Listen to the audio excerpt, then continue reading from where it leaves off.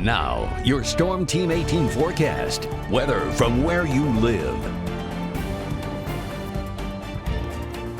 Well, you know, after we have the wind and the temperatures in the 70s to about 80 tomorrow, look what happens tomorrow night. We are back to where we were last night. Look at this, lows 51 to 55 viewing area wide, and there could be some patchy fog around. And then we end the week on a really nice note. Patchy fog in the morning, then a northwest breeze, a lot of sunshine on Friday, and the weather will be just great for the Friday night frenzy. Temperatures falling into the 60s. We're going to be back into the low to mid 50s come Saturday morning. So some really nice weather to start the football season.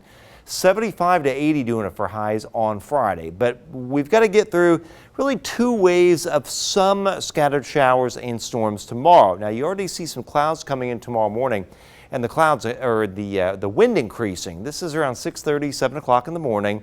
And then you note all the cloudiness around through 11. Now at 11 to about noonish, right around there, there will be kind of a little bit of a line of showers and some storms up here that come into our northwestern counties. Now remember, temperatures are not overly warm. It's not like we're going to be really moist here, but there's some cold air aloft.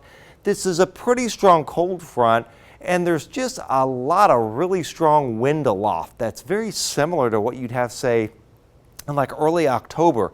A rather dynamic system, very deep up here in Michigan. That's why it's going to be pretty windy tomorrow. But there's that little line, and here it is right around noon. You see it right in the heart of the area. So this thing is trucking along pretty quickly.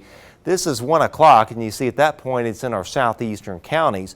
Then it's out of here, and actually the sun comes out, and the southwest wind turns a little more just to the west behind that first initial wave. Then we see a few more scattered showers and storms, again with the strong dynamics and the cold air aloft up here in our northern counties around 3, and this will drop southward. So say around 4, we'll have a little broken line of showers and a few storms from near Boswell through Monticello up to Rochester. Then that goes through, and by 4:30 it's Crawfordsville right through Kempton and Kirkland up to about Peru.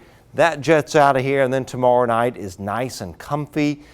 The wind's diminishing, and then Friday's a nice day with all the sun. I note just some fair weather cumulus clouds bubbling up a little bit in the afternoon. But with those two little lines tomorrow, we've got a marginal risk of severe weather. It's a 1 out of 5 on the scale, generally east of about a Winnemac to roughly Delphi to about Frankfurt line, for an isolated severe gust between 11 a.m. and 1 p.m. and then again 3 to 6 p.m. And then beyond that, on Saturday, it's just going to be warmer. Some high clouds kind of spilling over the top of our big dome of heat out in the plains. The heat dome expands on Sunday, so we're going to be near 90 to as high as about 94, 95, but the humidity's still low. Hot on Monday.